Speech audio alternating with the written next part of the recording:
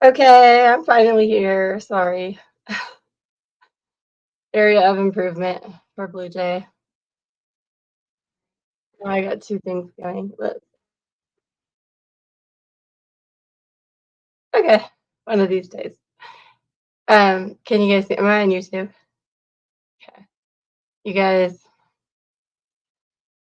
Okay, let's just move on from weaknesses. I know Lionel 5 minutes turned into 15. Let's see, put that up there. It was more like 30. I first scheduled it for like 30 minutes ago. So, but yeah, I'm gonna blame it on my son, even though it's not his fault. But anyway, so I was going through a few more videos and then I just kind of lost track of Angel. So I want to talk today about a video that I watched. I've watched it a few times. I would say two in entirety, and a couple more times just watch it like a little bit of it and then have to stop or whatever. But it just really intrigues me. The subject is basically combining the idea of scientific method, including like Darwinism and any type of explanation for life on Earth at all, the universe, pretty much everything that we can see and experience in our human form, um, and the origin of it. So, obviously, the flip side to that is theological and the biblical, um, or say for like Buddhism, they have. I don't know. To be honest, I don't know what their origin is, but I'm guessing they have some sort of an explanation of how everything began. So those two schools of thought have sort of butted heads, and it's a polarizing subject. So, however, um, I don't know that I ever put a lot of thought into it, but when I did start to think about it, my first thought was, why do they have to be separated? Because if God created everything, then God created science. So, and I don't recall. I mean, I wasn't searching for the subject. To be honest, I don't know exactly how it came about into my algorithm. Um, but there is a documentary by the Hoover Institute, which is an academic. I'm guessing from what I know of it, academic reviews of more scientific and then also theological. I don't forget that part. Just ignore me on that. I don't know what it is, but it's like a lot of smart people, and it's in the UK, and they talk about new findings. So this particular video is called "Evidence for a Creator." I think. Let me pull it up really quick.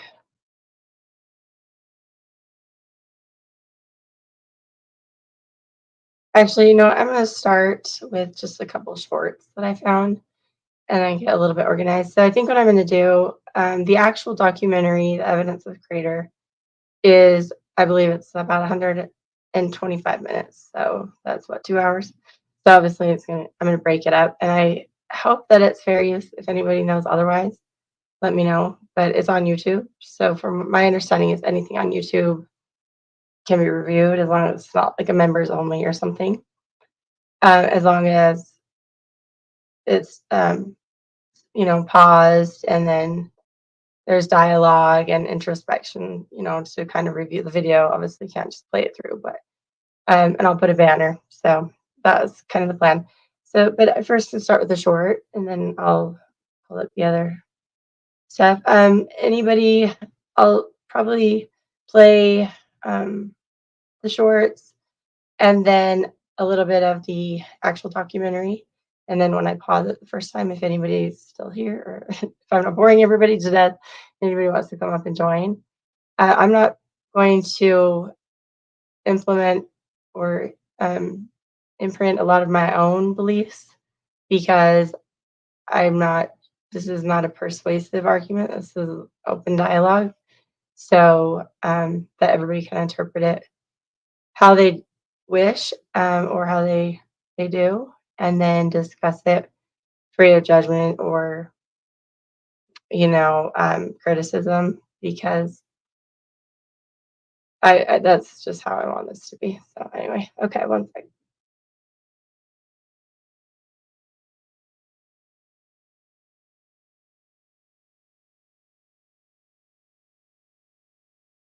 Okay, I'll unmute so I can talk while I'm doing this. I'm just pulling up share screen. Okay, sorry, I'm still slow at this. I just did this once so far, but I have to go to my playlist really quick. It looks different on my computer than my phone, so I'm kind of slow at it, but I think I found it. Okay, yep. Let's see. I don't want to start playing something. Okay, stop.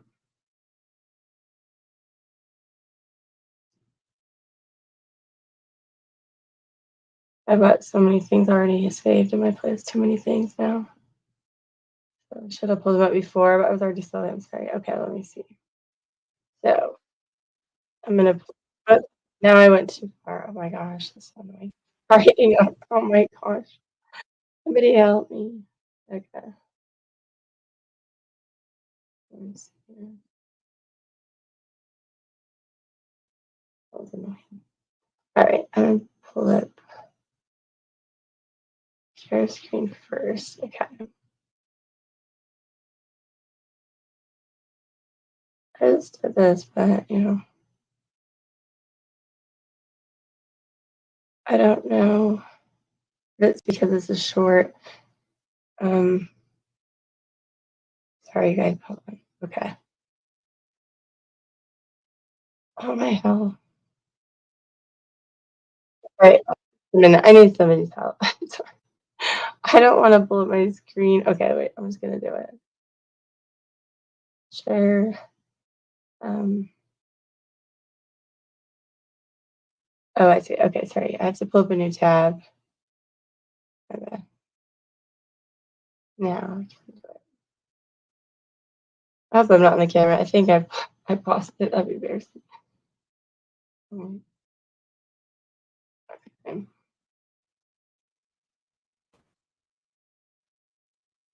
Oh,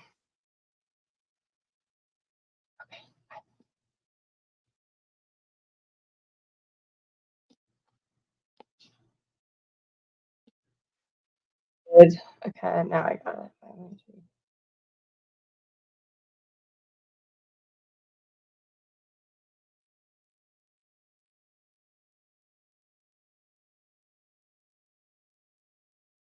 Okay.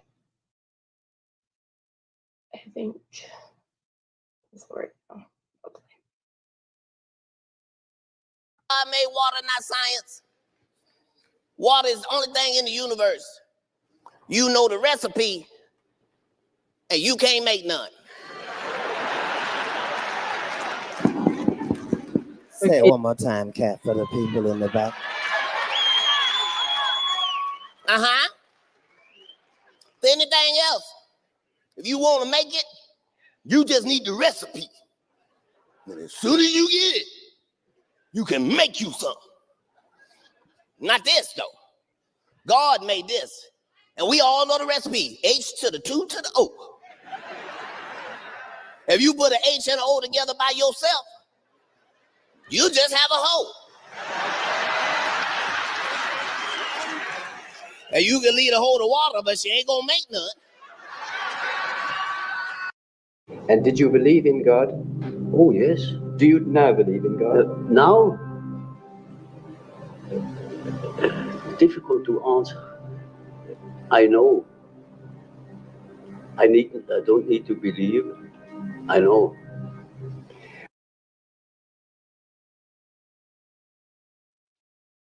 Okay, I got it. I think. Okay.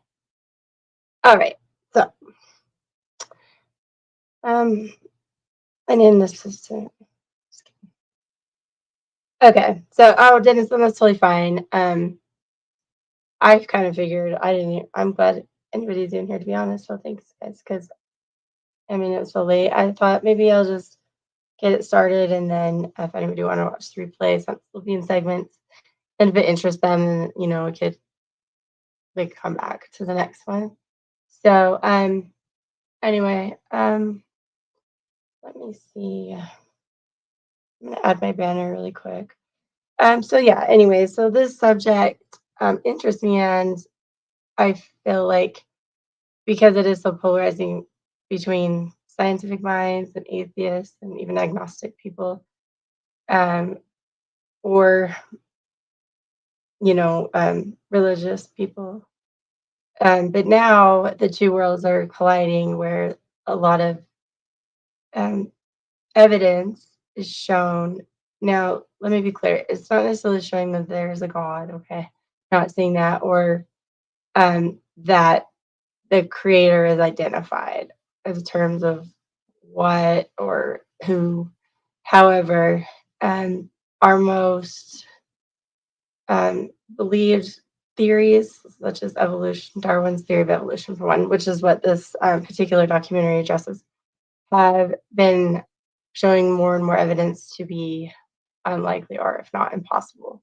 And those are based on scientific um, accepted facts, or, well, science is theory, but mathematical facts, and then not lining up with evidence. So, going back to science class in like eighth grade, you have your hypothesis, then you have, you run it through the test with all the variables, and a lot of scientific theories are comprised not so much of proof, but as um, proof against it being possible. So once you can basically deduct that theory because you've proven that it's not possible, then you're sort of left with the remainder. And, those remaining ideas now become the new theories. So that's sort of what this, that's the process and how they've eliminated evolution. Now, I know that not everybody has eliminated evolution. Um, Not everybody agrees, but it's pretty compelling. So I'm going to start that documentary, and I don't know how long I'll let it go. Just kind of see, maybe 10 minutes. I'm thinking to start, and then just kind of stop and see who's here, or if there's a point to comment on it, so that I'm, keeping in line with the fair use requirements, which I'm not exactly sure what those are, but um, so yeah, so I'm gonna go ahead and do that, and then again, I mean, I know that it's late. Nobody felt like they have to watch or obligated, like, because I sort of figured that this would just be an intro, and then it might be more of a replay, if anything. So I appreciate you guys. So I'm gonna go ahead and do that now.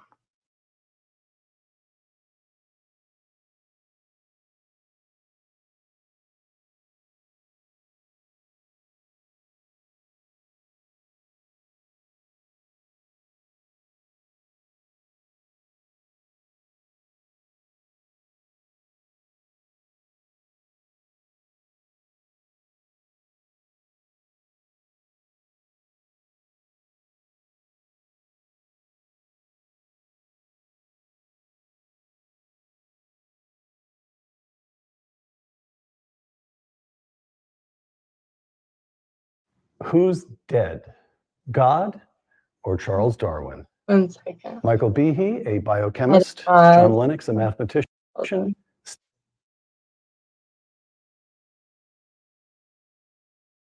Okay, so I'm on the camera too. Oh my gosh. Okay, here we go.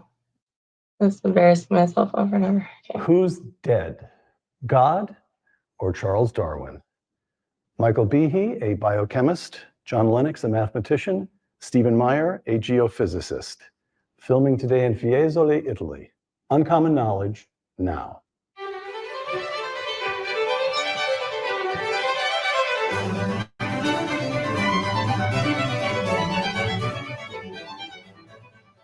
Welcome to Uncommon Knowledge. I'm Peter Robinson.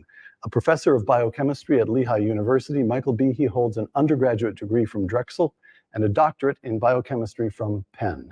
He's the author of a number of books, including Darwin's Black Box. Emeritus Professor of Mathematics at Oxford, John Lennox grew up in Northern Ireland, earned his undergraduate degree from Emmanuel College, Cambridge, and then went on to earn not one and not two, but 3 doctorates in an academic career of astounding distinction. Dr. Lennox is the author of many books, including the 2019 volume, Can Science Explain Everything? A former professor of geophysics at Whitworth College, Stephen Meyer is now a fellow at the Discovery Institute. He holds a doctorate of the philosophy of science from Cambridge.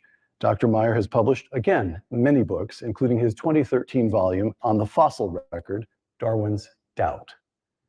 Michael, John, and Steve, welcome.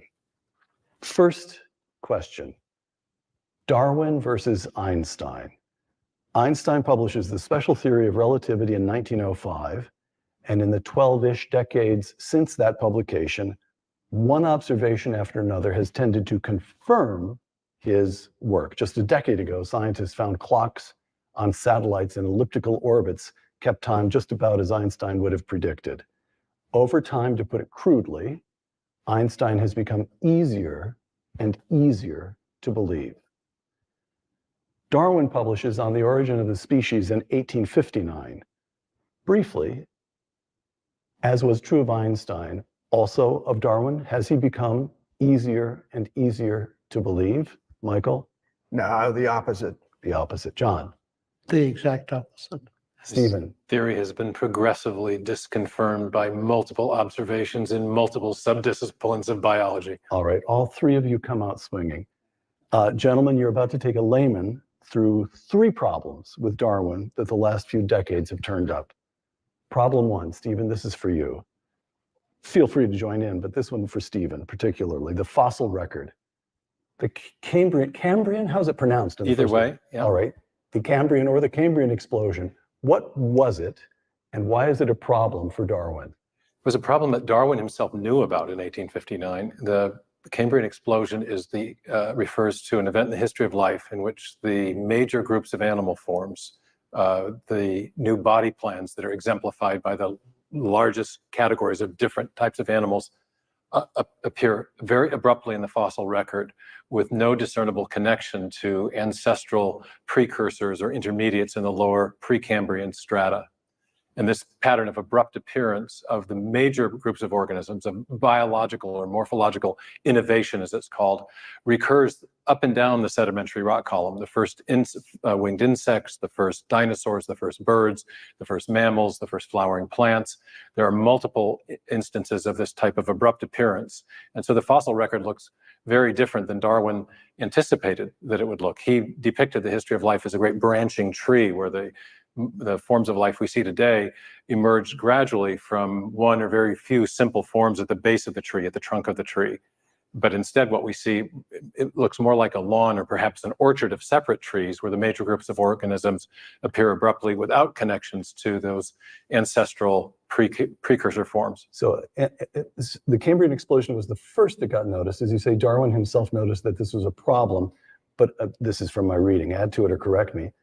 As I've got it, the record shows one abrupt meaning a few million years, but in the geologic time, that's the blink of an eye, one abrupt event after another. Photosynthesis, just all of a sudden it's there. The Avalon explosion, the great Ordovician biodiversification event, whatever that may have been, the Silurian Devonian terrestrial explosion. Fish appear, birds appear, dinosaurs appear, mammals appear. Okay, so the obvious objection to this is, well, we've only really been digging since about Darwin's time. The Earth is big, geologic time is essentially endless, there are fossils there. We just haven't found the intermediate forms. Right, that's an objection to the claims about fossil discontinuity that's known as the artifact hypothesis. This idea is that the missing ancestral forms are an artifact either of incomplete sampling, yes, or incomplete preservation. Right. The Cambrian explosion itself presents a very nice test of that artifact hypothesis. The claim with respect to sampling is that the that we haven't looked long enough. Well, Right. we're 160 years on now from the Cambrian, or from the publication of The Origin of Species. And the Cambrian explosion, from our point of view, has become even more explosive. There are more new forms of life, more new animal forms known now in that Cambrian explosion event than there were in Darwin's time. And yet, with that passage of time, we've found no more of the intermediate. So there are more new forms still, all of which are still lacking intermediate forms. Instead of our findings regressing to some sort of Darwinian mean, they're departing from Darwin more and more and more. Right. Quickly, one last notion here, one last question on this, before I turn to my big problem in life, maths, with John Lennox. Punctuated equilibrium. Stephen Jay Gould, the late, and by all accounts, great. He seems to have been a dynamic teacher. He was certainly prolific. The great biologist Stephen Jay Gould, who held, well, you tell me what punctuated equilibrium held and why it doesn't answer the problem. Well, it was a wonderful new idea. Gould and another paleontologist, Niles Eldredge, formulated this theory in the late 1970s. And what they were trying to do is describe the fossil record more accurately. And what they saw, and what paleontologists saw then and see now even more distinctly, is this pattern of abrupt appearance and what they called stasis, that the basic form of an animal, the basic body plan, will remain constant through long periods of time, either going extinct or continuing to the present day. There would be variation within the constraints of a body plan, but limited variation. The crocodile appears and remains. All right. And so what they suggested was that there are these punctuation events where you have this sudden appearance and then this long period of equilibrium, of stasis. But they wanted to maintain that evolution takes place in fits and starts. Exactly. Evolution takes place in fits and starts. Right. And so it was a wonderful improvement in our description of the fossil record. But the problem was that Gould and Eldredge never came up with a mechanism that convinced their colleagues in evolutionary biology that evolution could occur so quickly. There was it was a good description of the fossil record without a mechanism to explain how that amount of change could occur in those short bursts of time. The meteor smacks the Earth, wipes out the dinosaurs, and creates an ecological niche. Yes, it creates space for new species to emerge, and so suddenly they do. Well, you find that unpersuasive. These two are chuckling. The problem is you have to build the animal, and this is the second part of when I wrote the book Darwin's Doubt, I talked about two big mysteries. One is the mystery of the missing fossils, but the second is the mystery of how the evolutionary process generates the new biological form. Because what we know now, as in our computer world, if you want to generate a new form of life, you have to have a lot of new information. And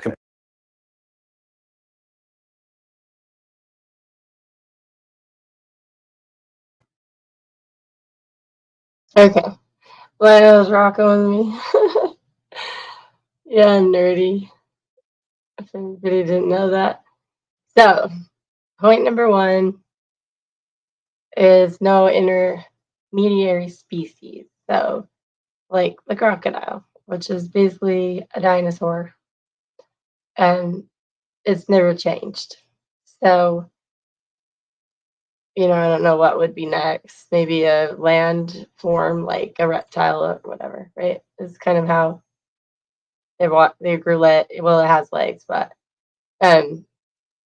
continue to transform. So basically there's no species that they have found fossil records for that have any sign that there's any variation in the species that is evolved.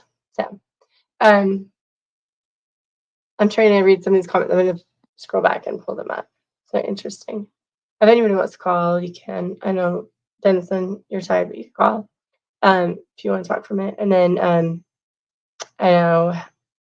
don't know if Angel, if you're still here, but and then Lionel, of course, I'd love for you to call out if you're at work. Okay, so this was before the video, but when we were discussing the topic, and it says, because we base the material world off observation, and they say spiritual people base the material world off of faith. That is the general consensus. Yes, that is very true. Yep. And that's where my question is, why can't there be both? but because if God invented everything, or created, I should say, then he would have created science, right? So, okay. Lionel said, "Do I know any atheists personally?" I probably do, but I have not had any discussions with somebody that I know that's an atheist. I think more people that I know would probably consider themselves to be agnostic, um, as in they don't know it's possible. They don't know there is a God. They don't know there isn't one. They just realize they don't know anything concretely. Atheists, as far as I know, are stern on their beliefs that God does not exist. I could be wrong, but I don't know anybody that is adamant about God not existing, period. Um, well, I know you feel underdressed. Why? Because of the suit. I know, right? I love people that take everything, like, still take things seriously and have a lot of pride in their presentation. Okay. Let's see. Well, he's definitely underdressed. So, okay, let's go to the next. Okay. What? I mean, it almost deleted it. Oh, okay, good. I didn't. Think about this time gap. Basically, it's 100 years. We were definitely more intellectually passionate back then. Um, were we? I mean, honestly, I don't know. I think we were more speculative, but that is probably what they said about people 100 years before them. They felt like they had come so far and they were so much more advanced. And now we look at them and say, well, now we have genetics and now we have, what we call it, where you can like see through the ground, not x-ray, but, um, where we can like see if there's things under the ground before we just start digging. Okay. Denison says, I'm not too sure about that. I think the average man is much more educated and therefore compares himself to the smartest people in history, right? Yeah, similar, it's kind of along the same lines, kind of how we thought a cordless phone, well, maybe not you guys, but cordless phone was so up to date, or a car phone, or it's like, wow, look at this, which it was a groundbreaking invention. But now with our cell phones and Apple Watches and Bluetooth, Wi-Fi, all of those things, those technologies seem a little primitive and, they're just obsolete at this point or so much improved on that given the option, nobody would take another car phone or. So Lionel said, more educated. I would argue the school statistics on average would prove that wrong. That's actually very true. Um, sadly. But some are more educated than before. But do you see the level of creation from 100 years ago, like here? Yeah, I am really confused about that reading level and the math. I don't understand, um, because I don't have any reason to believe that genetically people have gotten, less intellectually capable. So it's obviously something going on with early childhood development in terms of parenting, possibly that more children are now going to daycare.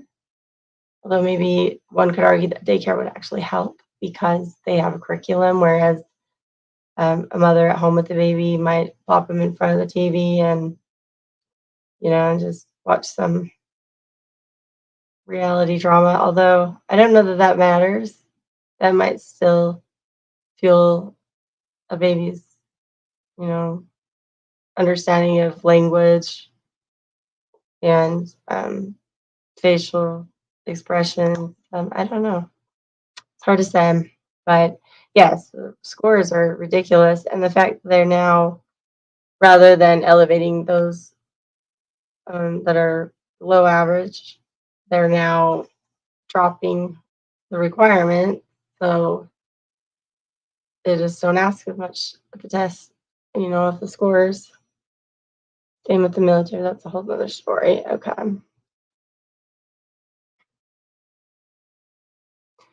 Because either we are departing from some forms of knowledge from before, or we are just proving knowledge of the past. We are taking extreme theories of the past and proving them now. That is true. Now we have the capability to actually take samples of, genetics, fossils, and carbon dating, as far as I believe, of the last that I have heard, is now very questionable and most likely extremely inaccurate. And that conclusion or theory that I came across, that concept, was the fact that they find artifacts that are basically similar or parallel, maybe the exact materials that they find in ancient Egyptian artifacts. So likely when Pangea was still in existence and the continents were connected and there's one big landmass. So when you look at the, I should just pull up a globe because I've tried to like show my globe on here and it's just ridiculous. But let me see. I'm gonna put my cam off for a second. But I'm gonna pull up a photo of the puzzle. It looks exactly like a puzzle piece. So it's, in my opinion, it's really not too arguable, but um, then again, we don't know if that's just something to make us wonder. Okay, I'm looking at, I didn't pull this up prior, so I don't know if this is the best map, but I'm going to try it.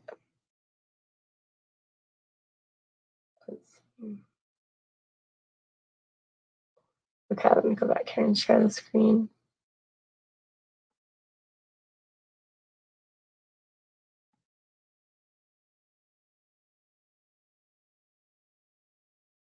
I just need to make sure I'm not putting anything that's like showing. Kind of nervous about getting like doxxed or something. So I think okay, let me try something.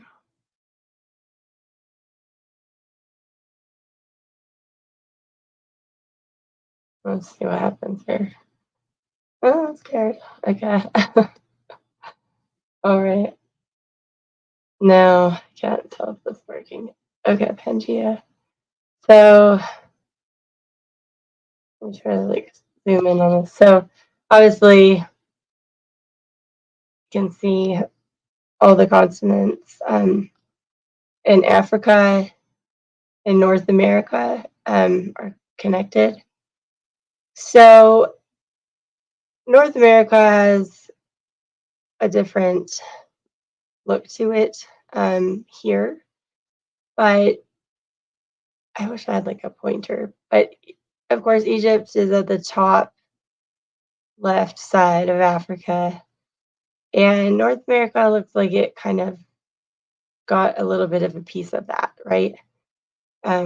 So now it wouldn't be on that side, Florida per se, but I think that little handle down the other side of Africa would be Florida. That would be something where I have to get in more detail. But anyway, I think that's good enough visually. So basically, we think of Egypt, we think is what, 4,000 years ago, I believe, around there, when it was kind of at its height, what we consider ancient Egypt, and the pyramids and the tombs and everything. So, but prior to that, the artifacts in the Grand Canyon, that sediment layer where they found them, they consider to be, I mean, hundreds of thousands of years old. And now they're having to rethink the entire system in which they've aged the Earth based on sediment layers and carbon dating and things like that. So because they are like, the artifacts are the same time frame. So, we hear people say things like, oh, well, the Earth is 6,000 years old, and we laugh. I don't know if anybody's ever seen that when like CT when Chinny comes up and he cracks up, but that's kind of the biblical belief. I don't even know that all religious Christians believe that. I think there's sort of I don't know. I think people are a little skeptical of that, but I mean, maybe so. Who knows? So, okay, let me see what else he said. Oh, okay, Dennison said, yeah, almost all people couldn't even read. Correct. They were scribes, and scribes were considered very high class. And in order to have a scribe, you had to be wealthy. And the wealthy people basically dictated what was documented, how it was documented, and what was passed down as factual knowledge or history. So, just like today, the wealthiest people have the most say, you know. But yes, that was considered a skill that very few had access to, which is also why a lot of historical documents or back then it was a stone that was carved in, a clay tablet. And they also didn't have very many people that could read them. So it's also very difficult for anyone to fact check, verify, or when whether, some catastrophic weather event, an earthquake, or, even transferring locations, a lot of those um, tablets were broken. And so when they were re-recorded, um, by the next, generation of historians, they filled in the blanks a lot where they were missing information and just said most likely this, or the transitions a little bit choppy. So you're right. Hence, we were more passionate about intellectual evolution many eclipses ago, but this isn't to discredit the intellectuals of today, correct? I mean, it's very arguable that they had access to information technologies, sciences that we still don't have the ability to understand, and vice versa. One thing that my personal opinion that I notice that stands out more than anything is that they do have structures and artifacts that remained. However, they don't have garbage and plastics and just debris and trash. And that's something that I do feel like we, as like the most current society, have failed on. Um, the figures we study from the past were the smartest people in history of the world. Yeah, so far. Um, that, and then I know that that's true. You're right. So yeah. Um, so I know it's kind of I guess I don't find it to be boring, but I could see how first streams that are usually fun and drama and like exciting. It's a little scholastic. So I'm gonna play just a little bit more, and then maybe like just to the next stopping point, maybe approximately 5 to 10 minutes, and then after that I'll stop it. And okay, Lionel, thanks. Well, you're nerdy too. I felt a nerd after my own heart. But and then after that, if anybody, well, thanks, Lionel.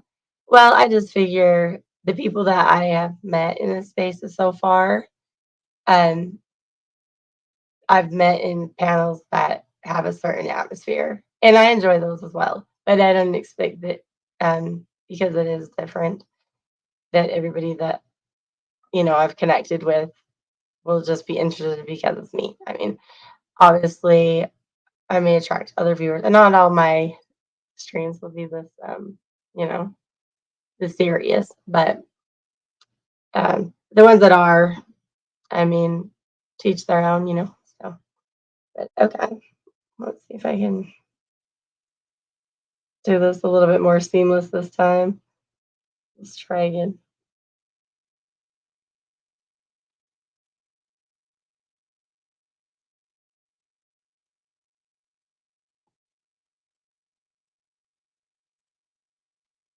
Computer world, wanted to get a new program, got to have new code. Same thing is true in life. Where's the code come from? Just opening up the niche doesn't explain the origin of the information necessary to build the new animal form to fill it.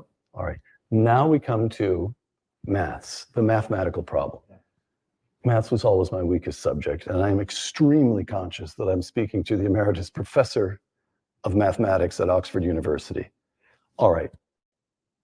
So let me just put in layman's terms, as best I can, and I have worked on it, what I take to be the mathematical problem that has emerged in recent decades with Darwin. We know now something about when life seems to have emerged, something between 4 and 5 billion years ago. We now know quite a lot about the rate at which random genetic mutations take place. Darwin's theory suggests that evolution arises because random genetic mutations take place and natural selection acts on them. We also know quite a lot about how complicated it is to create proteins that function, proteins, chains of amino acids, a couple of hundred and longer. And the math simply doesn't work. From the beginning of time to the present, there is some number of mutations that had to have taken place to create the life that we see around us, and it just doesn't add up. Is that right, roughly? So it's much worse than that. Oh. Because I think one of the very important things, and I'm not a biologist, but I do study the biologists as carefully as I can, is that Darwin's theory, whatever it does or doesn't do, says zero about the origin of life. He didn't claim to speak about the origin of life. He always presumes that the preexistence of a form from which other forms evolve. Okay. But unfortunately, for many years, Richard Dawkins obscured everything, obfuscated the whole situation. Dawkins, the Oxford biologist. That's right. Because he said that natural selection, which Darwin discovered, and he describes it as a blind automatic process, is responsible for the existence and variation of all of life.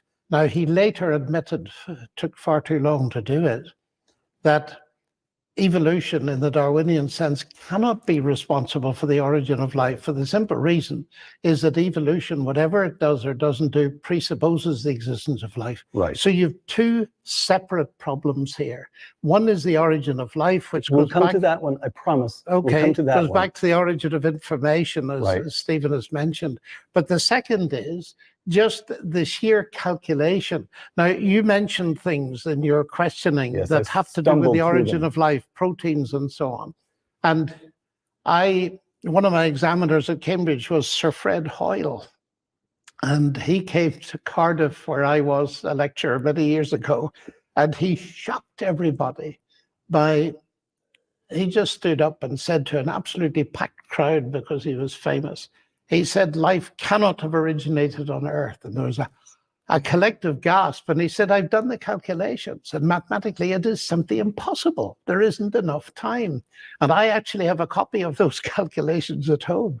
And he just said it's quite obvious if you do the calculations, and he puts it very simply and pregnantly, rabbits produce rabbits and very little else. And what his mathematics, I think, showed him was that the innocent aspect of evolution, which we can all accept, that is, you get minor variations on a theme, which Michael here has dealt with so successfully in his book, The Edge of Evolution, that's non-controversial. But once you go beyond that and think of new animals,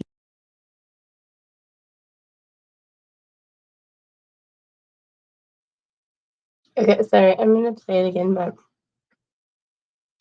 Lionel, you need to get your tea and crumpet. Richard was one of the 4 horsemen. I don't know. I have no idea. I was thinking of the 4 horsemen as that book that, like a psychology book about, like the guy that can predict the divorce. Those like four horsemen of like I don't know. I'll forget it. But I wanted to go back to that part that said rabbit, create rabbits and very little else. Hold on, let me see. I like that part.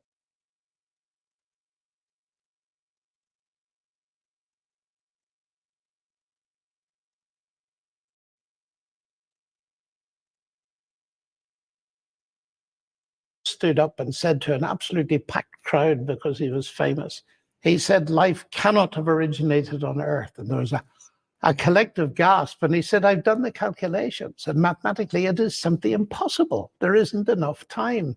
And I actually have a copy of those calculations at home.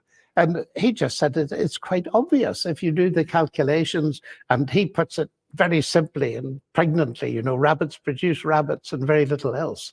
And what his mathematics, I think, showed him was that the innocent aspect of evolution, which we can all accept, that is, you get minor variations on a theme, which Michael here has dealt with so successfully in his book, The Edge of Evolution, that's non-controversial. But once you go beyond that and think of new animals, new body plans, all of that kind of thing. Darwin's book is The Origin of Species. It's not minor variations within species. It's the origin of species. But I think, you know, what cuts all this for me now is not what the mathematicians are saying, but what the mathematically conscious biologists are saying. Now, one of my friends in Oxford is a very distinguished biologist, Professor Dennis Noble, and he has just made absolutely clear. He said, neo-Darwinism, that is the modern synthesis, that the standard textbook theory that we all learn. Natural selection and mutation doesn't need to be improved. It needs to be replaced. And he almost was quoting someone like Lynn Margulis, another very distinguished person, who said it's dead. So these are people who know about the calculations, who know about the complexity, and saying from that perspective, it's dead. All right. So Fred Hoyle, we should add, was a very famous mid-last century astronomer. Yes, that's right. All right. Michael, problem 3 for this little layman. Cellular biology. Can you just tell us about irreducible, this is your sort of thing, signal concept, irreducible complexity, and the story of the mousetrap? Sure.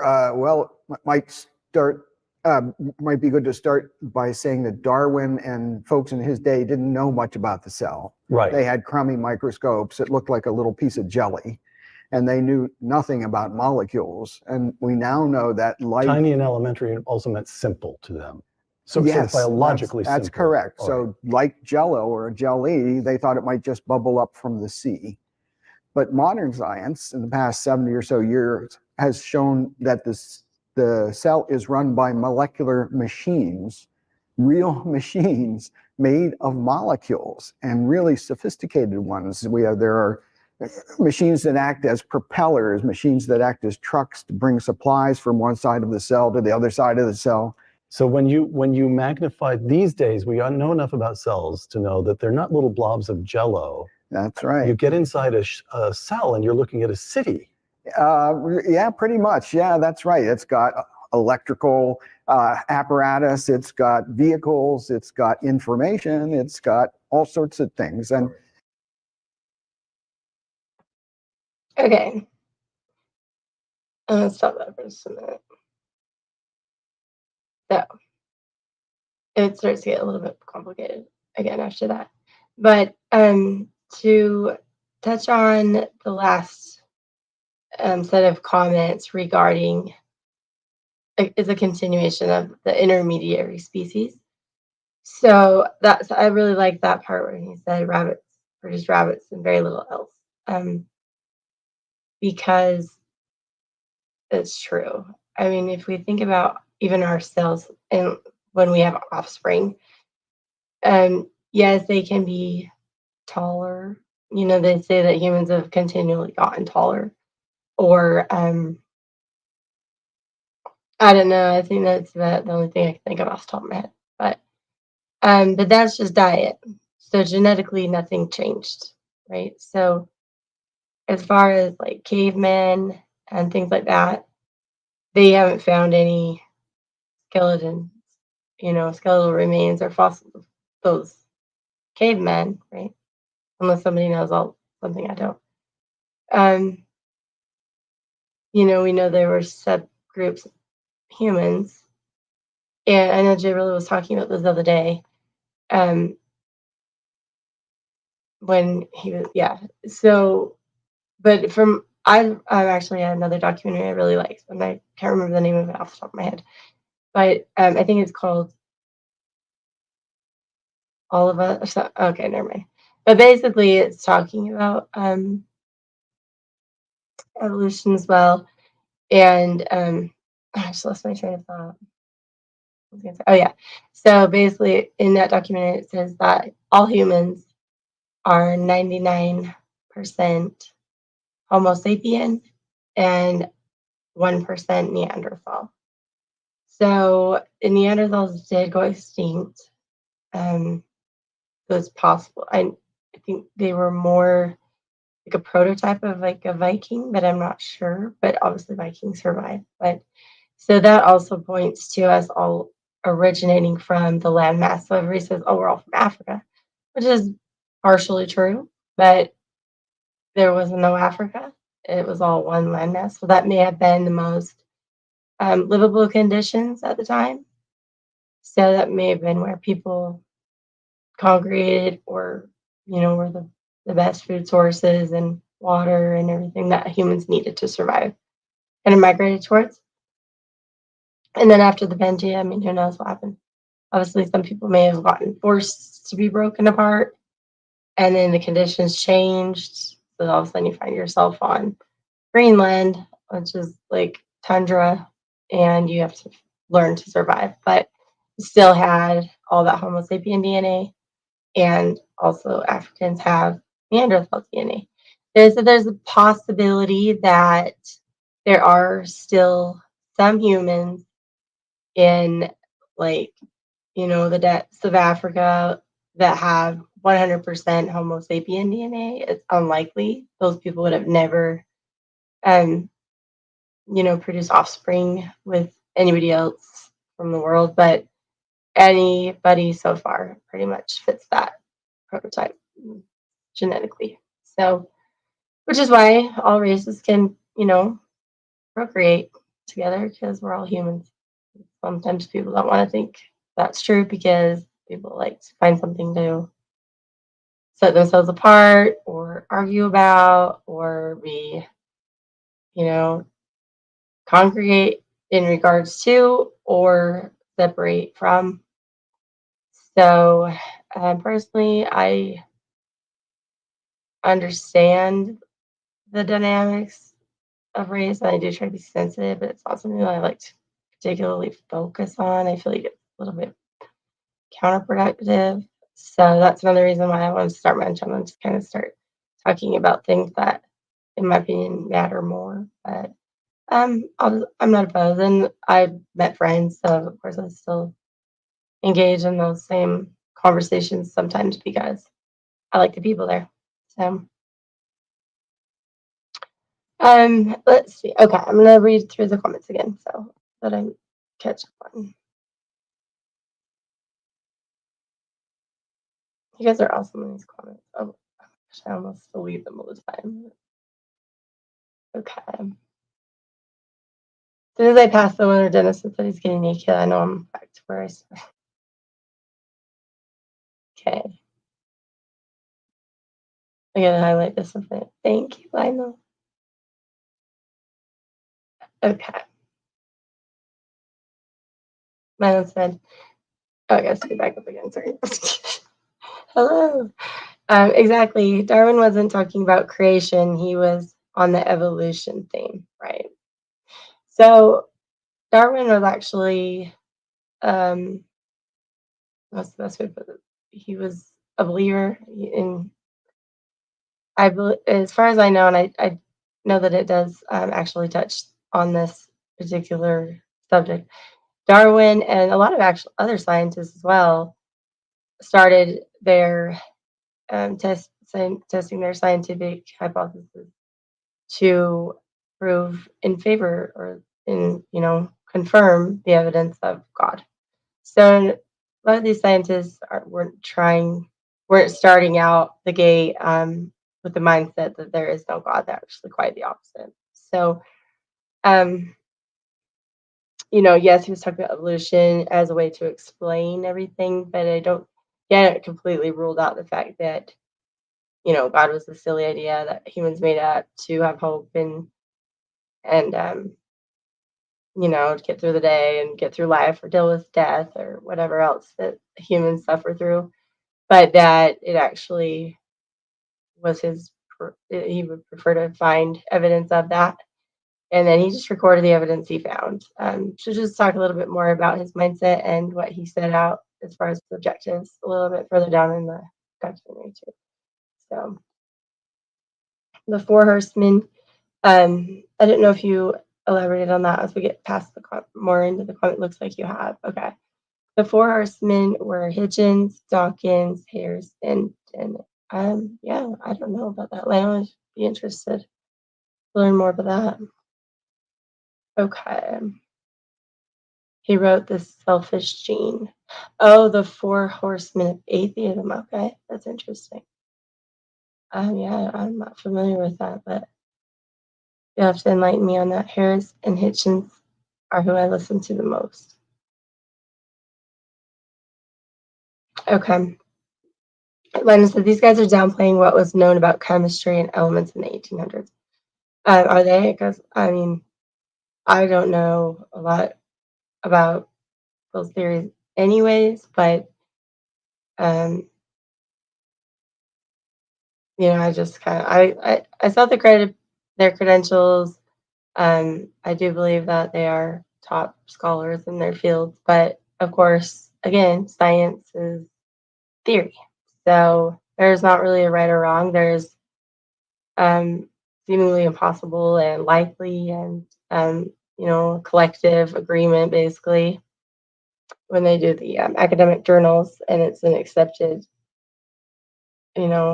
theory in the community, but it's still not facts. But the mathematical part is really what drew me into this, and as it gets more into it, because of the fact that genetics, as we have developed them thus far, are more based, they are scientific, but they are mathematical in nature. So math is the only field of study that is pretty much undisputable or indisputable. My bad.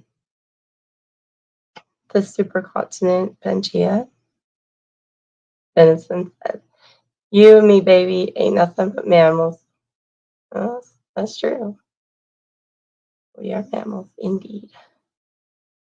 And the qualifications for mammals, I think it's have hair, warm-blooded, born alive,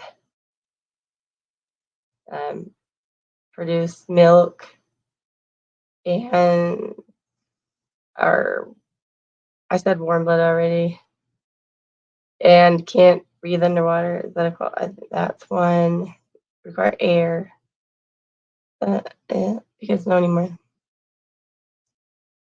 Okay. And then Lionel says, nah, those credentials don't match what they are downplaying. I don't get that part, Lionel. They don't match what they're downplaying.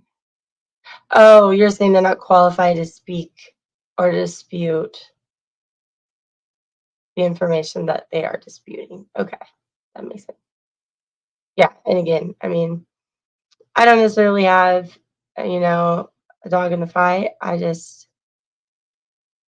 It's relatively new information. This documentary came out a year and a half ago, and so it's one of the newer discoveries in this field. And Lana says they are qualified. They are downplaying it. Okay. So do you guys want me to play anymore, or do you want me to stop now? Or do you guys, either of you want to call? Or if not, it's totally fine. I get it. That Jello comment was BS. Oh, where they said that they saw the cells like blobs of jelly. So Darwin would have been, what year is that? I'm gonna pull up his like biography. So let me stop the camera 1 second.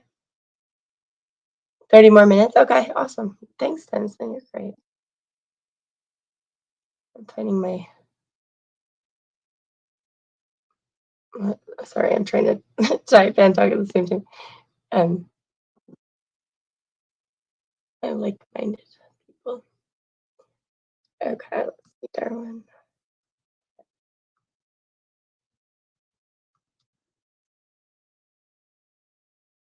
Let's see. Trying to find one that talks more about him as a person, and I'll just pull up the Britannica one. Let's see.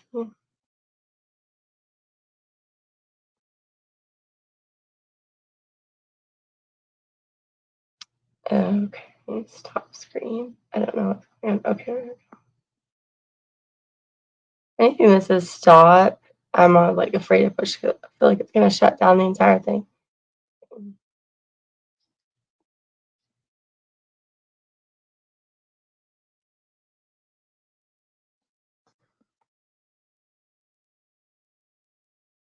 Okay, so you guys can see that, right? And then,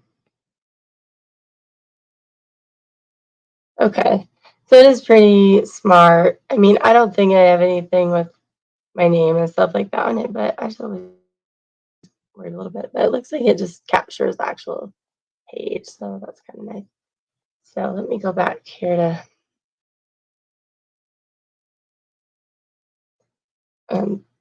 scroll down on this real quick.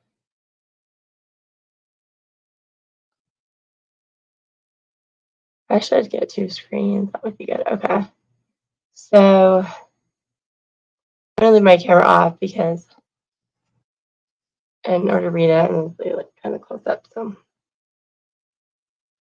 okay, so Charles Darwin, born February 12th, 1809, Shrewsbury, Shropshire, England, died April 19th, 1882. So that would be what, 10, 73 or so.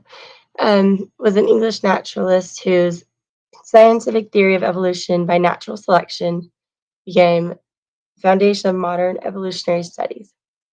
This, I don't know what this ad thing is or how to get rid of it. Annoying. I don't have cervical cancer. Okay, how about no? You guys, okay. My God. Okay. Annoying. Let's see. I'm just gonna skip through some of this. Let's see. So the theory was formulated in private in 1837 to 39. So was that about 90 years ago? Almost 100. Let's see. Yeah, 24. Yeah, 85 years ago. After returning from a voyage around the world aboard HMS Beagle, but it was not until 2 decades later that he finally gave it full public expression in On the Origin of Species, 1859, a book that has deeply influenced modern society or modern Western society and thought. I would say that's definitely true.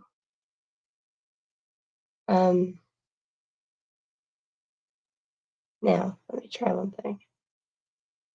I'm going to take that down for a second, and I'm going to try to see if I can pull up like a microscope, that would be called, from the 1850s. So just a second.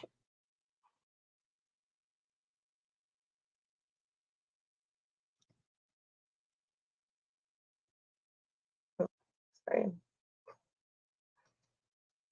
18. I can't like have my computer like really up high, so don't I'm trying to type. Okay.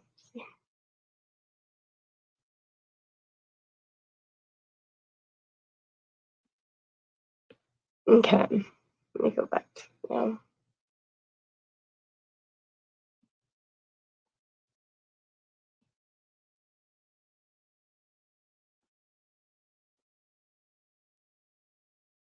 Oh, I'll send it in post. Shit. Damn it. Okay, so this is what it looks like. Oh.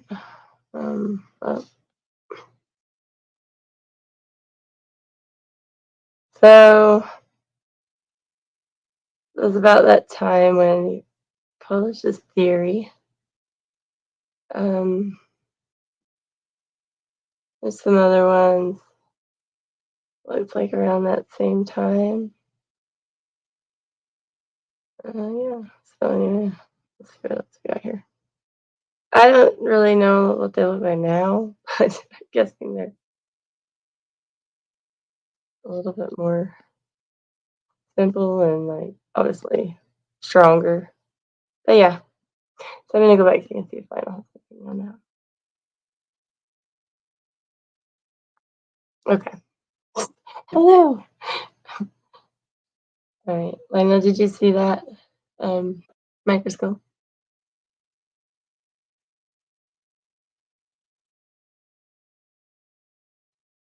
Okay, let me read these comments if we can. So Denison's agreeing.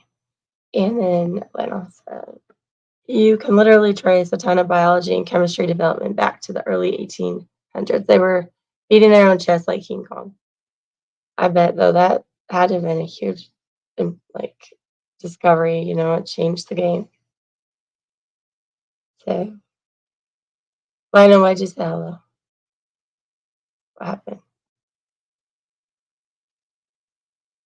Lionel, why you put hello like that? Freaked me out. Okay. The first observations of intracellular structures that probably represented mitochondria were published in 1852. I think it's so close. Oh, 18, hold on. It's tiny on my screen. Oh, 1857 by the physiologist Albert von Kolliker. Oh, I said that correctly. Okay, that's cool.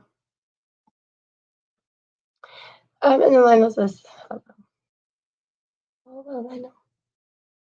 Okay, so I think it's probably been like what, close to 10 minutes since then. So play it for like another 10, 12 minutes and then kind of discuss from it and I'll kind of shut it down. Because I appreciate you being here, so I don't want to keep going like if this is something that you interested in and want to follow because I appreciate your insight. So okay.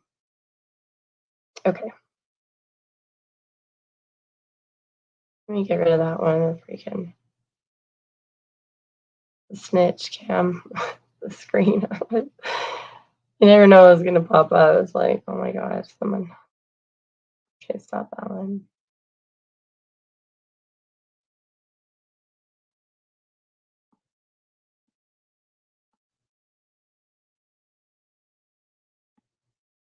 Yeah, I need a mouse. I'm sorry, guys. I had to do touch screen. I had one, but it got wet, so I just threw it away. I didn't bother to see if it worked. Probably should have. Oh, here we go. When you magnify these days, we know enough about cells to know that they're not little blobs of jello. That's right. You get inside a cell and you're looking at a city.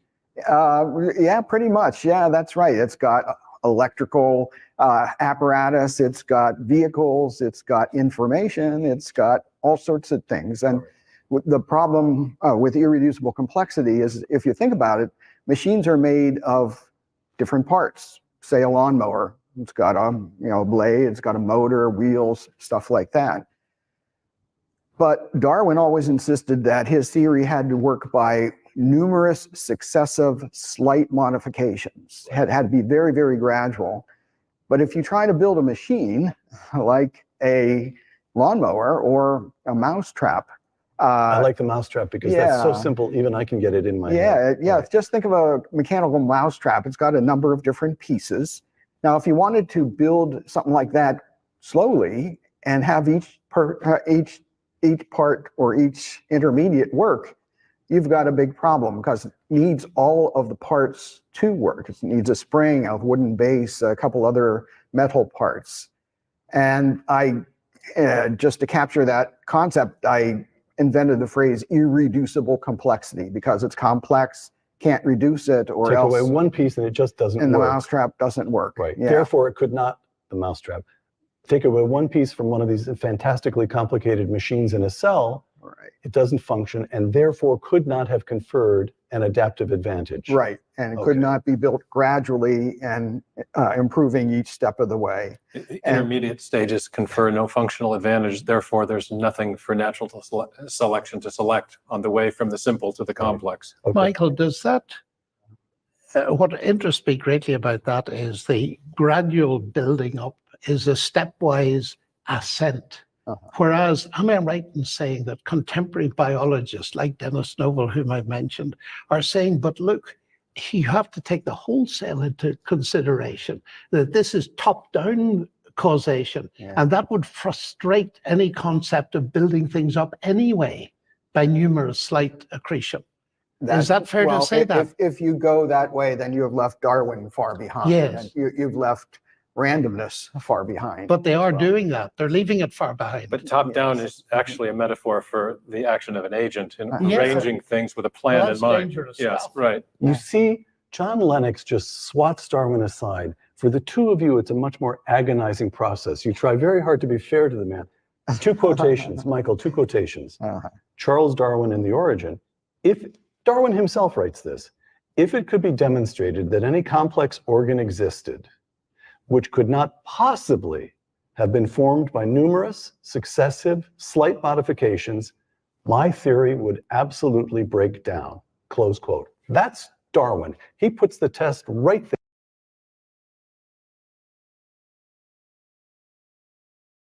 there. If Darwin himself writes this, if it could be demonstrated that any complex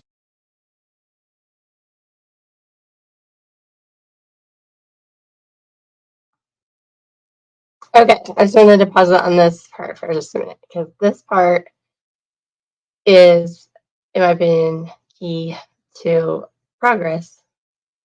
Because even Darwin said, I might be wrong, basically.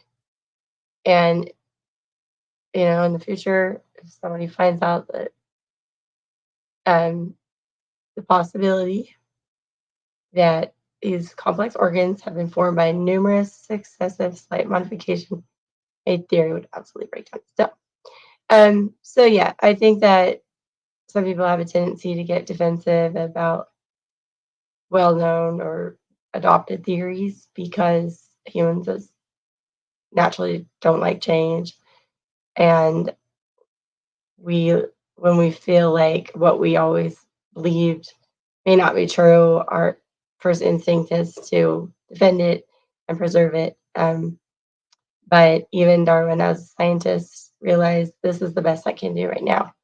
And if someone can do better, then great. Like, more power to you. So I just wanted to stop on that part. I like that.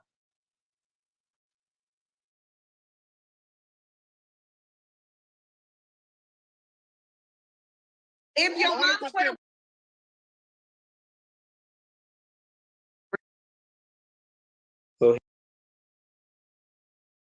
Okay, that video I'm gonna do soon. Okay, that is so funny. This video, okay, but I didn't mean to push the back button. I was trying to like go back 10 seconds, but it's going through my saved videos, but this one, okay. So that's for another day.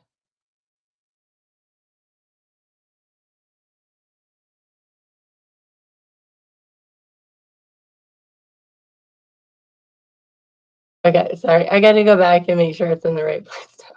My bad, guys.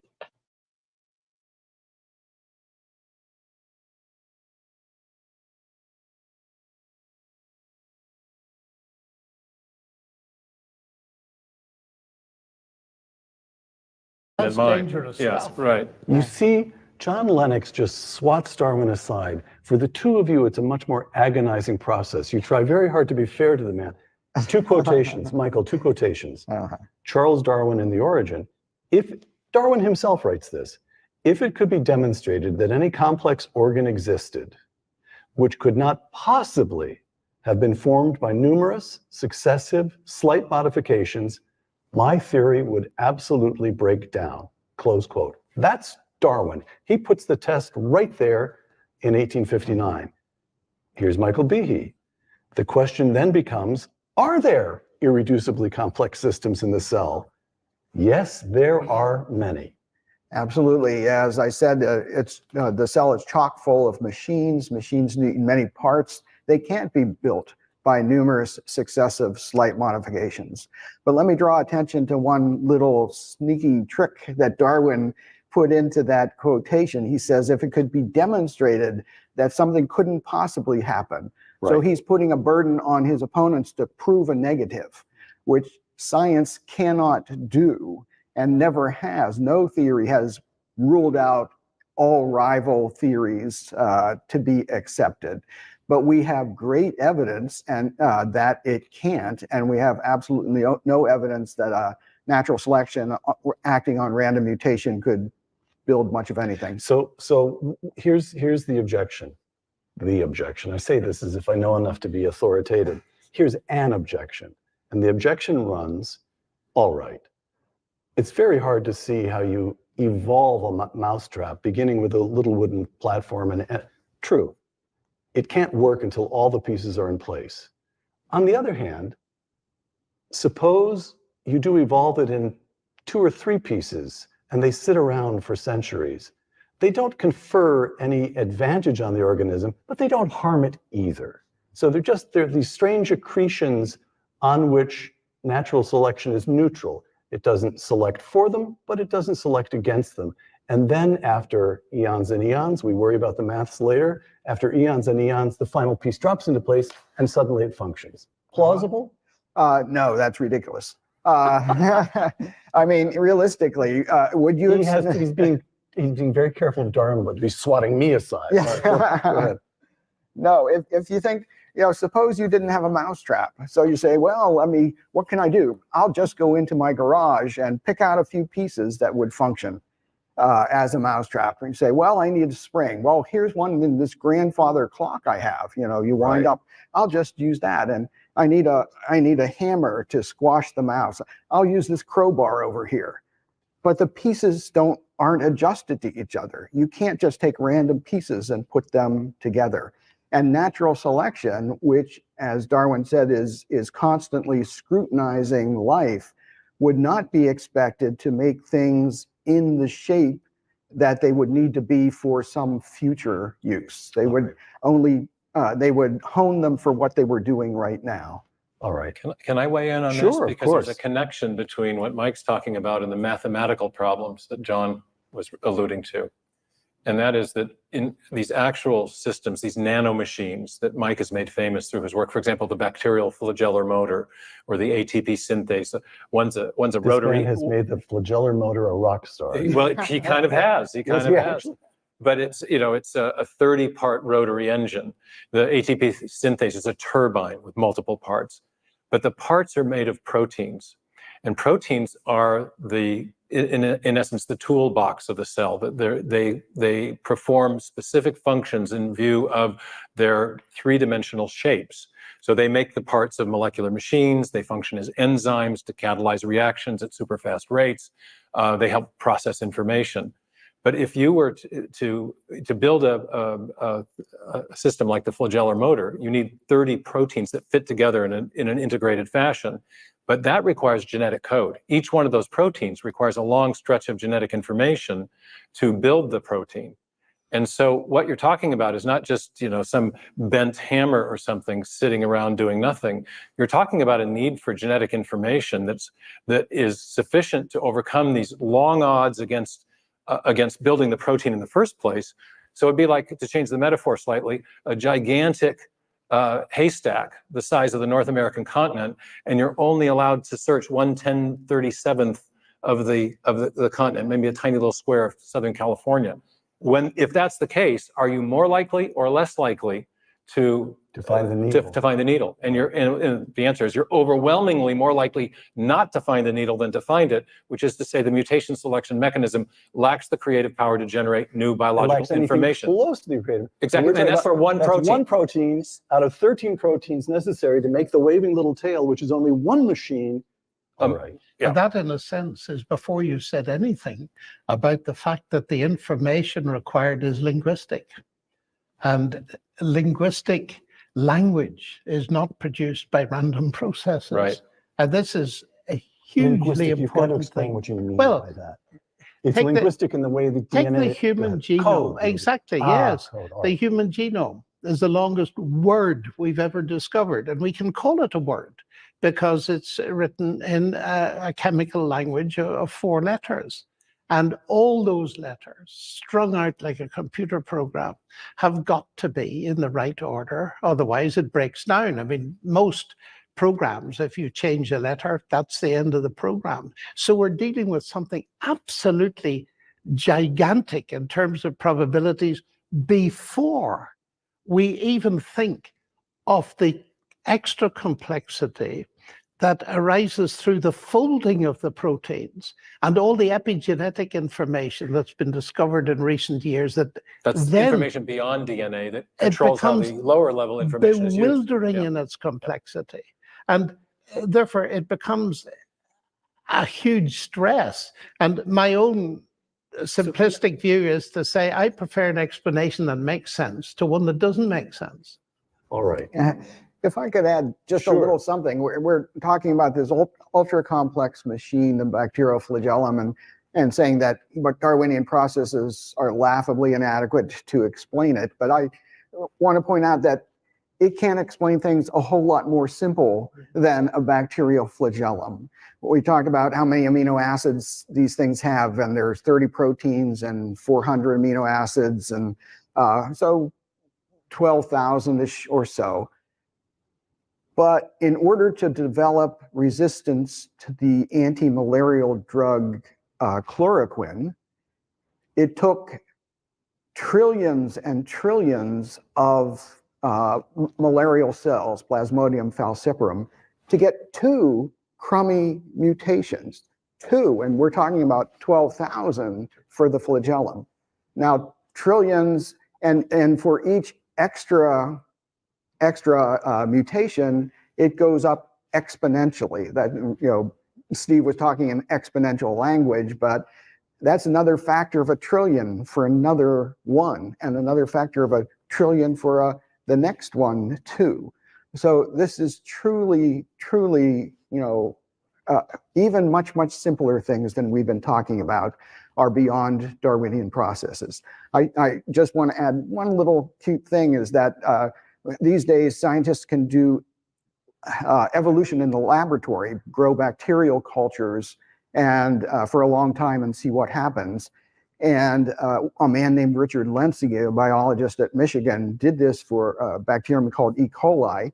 And one of the first mutations that he saw that really helped the bacteria grow faster was when it deleted the genes, got rid of the genes for the bacterial instead of adding information, it's dropping it. Exactly. And that's something we haven't touched on yet, but it's oftentimes a whole lot faster and easier to get rid of stuff and to improve a species' chance to survive and prosper than to But you can't get a new species by dropping out information, by becoming stupider. That's correct. But adding...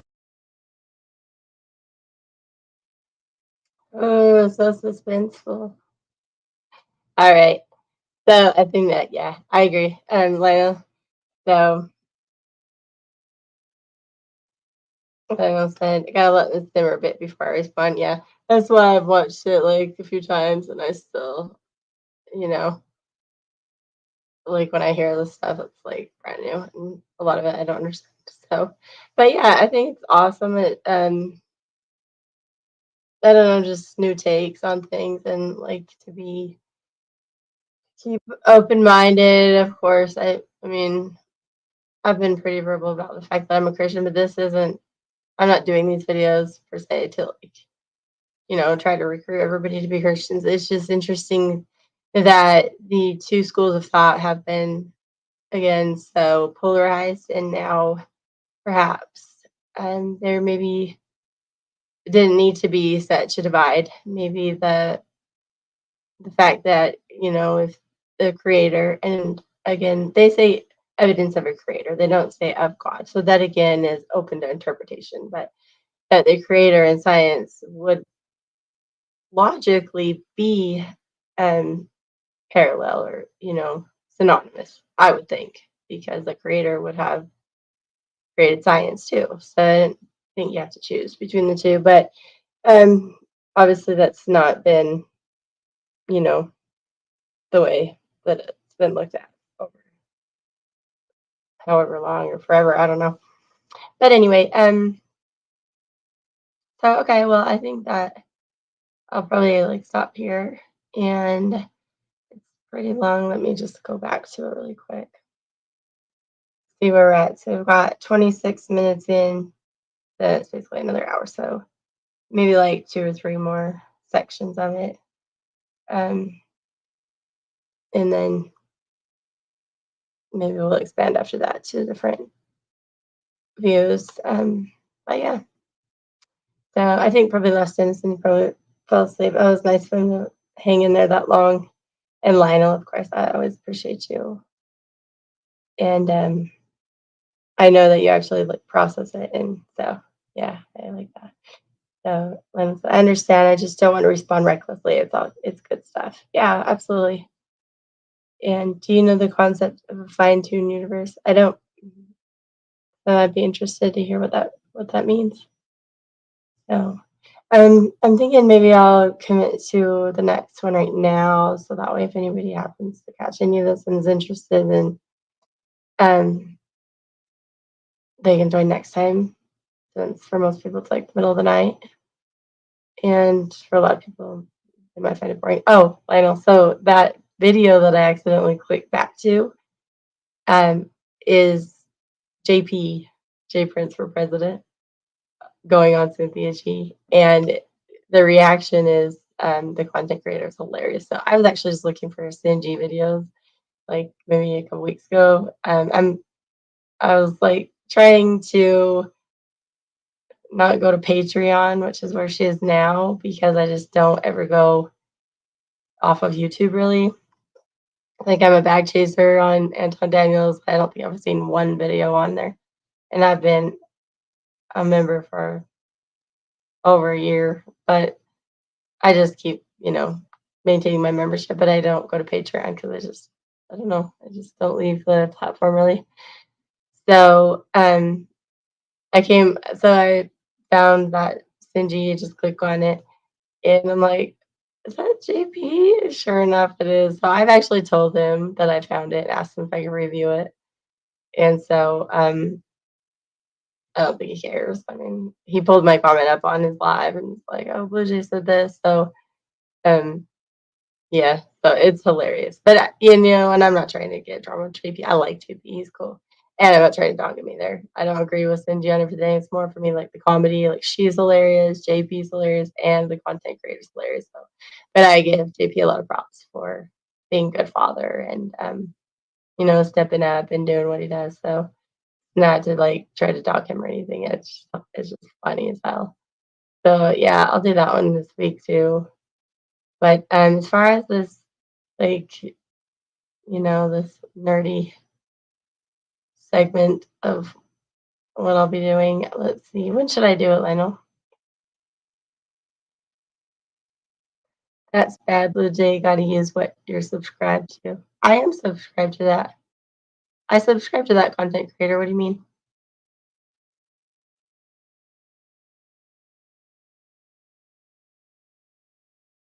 Yeah, I'm subscribed. I got a ranch on JP.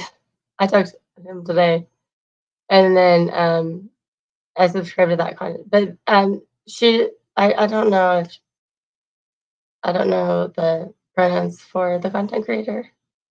I suspect that the individual is transgender, but I don't know that for sure. But I do know that they are hilarious. So I'm excited to play that one. I've watched it a couple times and laugh every time. So, but You gotta. Oh, I see what you're saying. Bag cheese. I know. Well, I didn't really have anything to run by Anton, so now maybe I'll like hit him and be like, "Hey, do I get like a little 5-minute coaching session, like how to promote my YouTube channel or something?" I don't know, but I do want to go to one of his meetups too. So that'd be fun. But anyway, yeah. So I did subscribe to Cinchi's Patreon too. So now I'll probably head over there so often watch her and Anton. But Tuesday, okay, that's good. I think 2 days is good. And then I'll maybe put it as an upcoming like tomorrow or something. I don't know. I don't want to have them like lined up, in advance like some of the bigger content creators do because I just don't feel like I have enough. Not that I'm trying to get like count on myself. I'm great. Like I don't care if one person's in shit. Like I'd chill and do it just you, but might as well put it on YouTube. It's easier to keep it. That's one thing I noticed. Like a lot of the photos that I have from my kids were little and stuff, and having them on like Facebook, for instance, it's nice because I mean, yes, I'm kind of at their mercy if they were to delete them, but it's also kind of like a free storage. And YouTube's the same way. You don't just use up all your memory and all that, and it's just easy to access. So that's partly why I did it too. But yeah, okay, let's do it Tuesday, and I'll do it earlier, of course, especially because I'm Mountain Standard Time, so I'm 2 hours behind the East Coast. So, what time do you think I should do it, Lionel?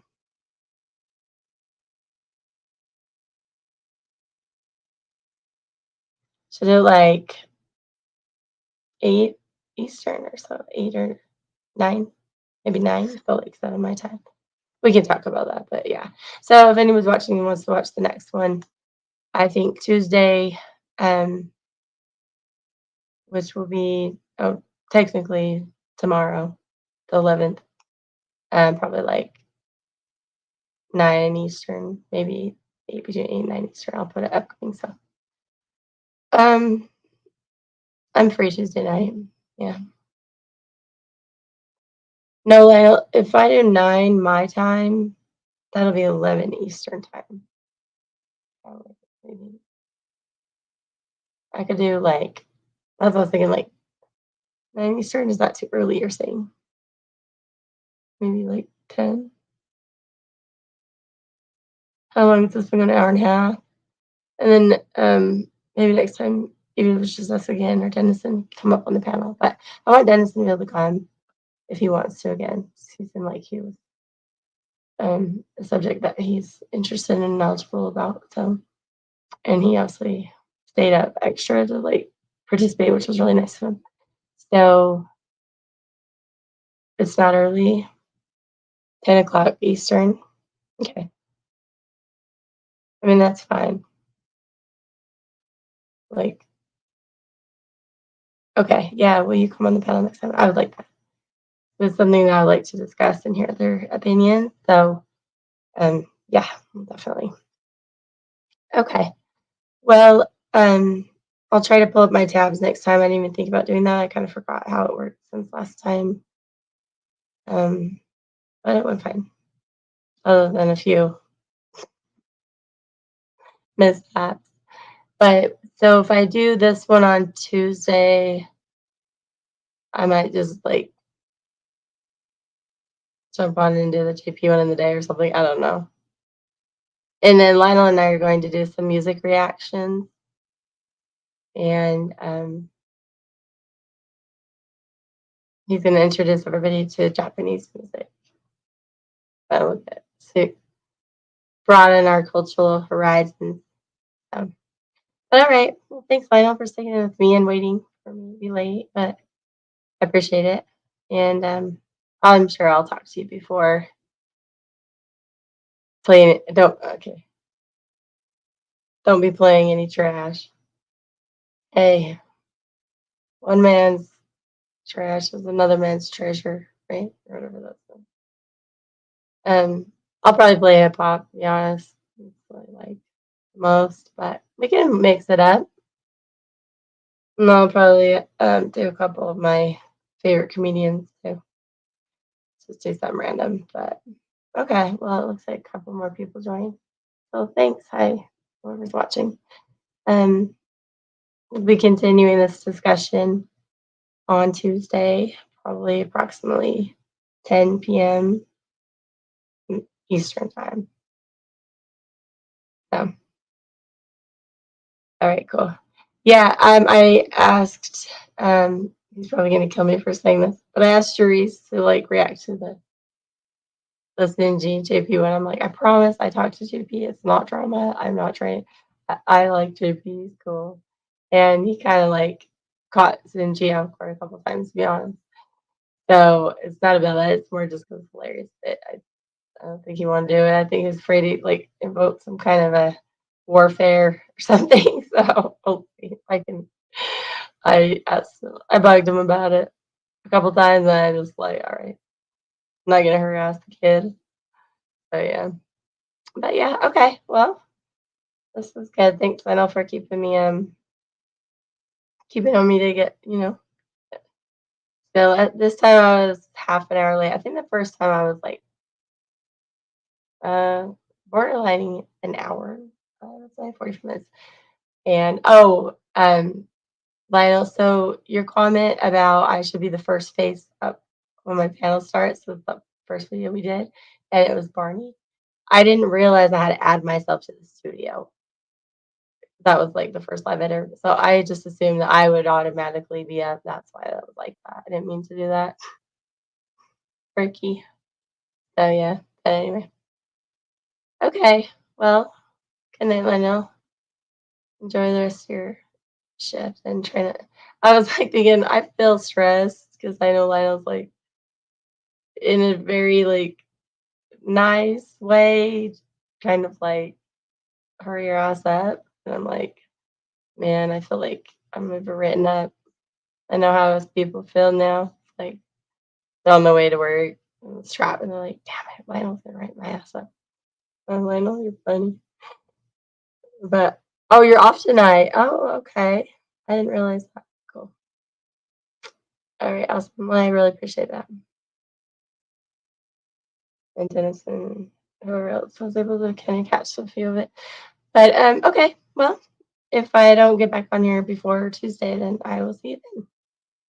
I would write you up. I'll smack you. I'll smack the pen out of your hand. I'd be calling the police. Belligerent. Come get her. All right, bye.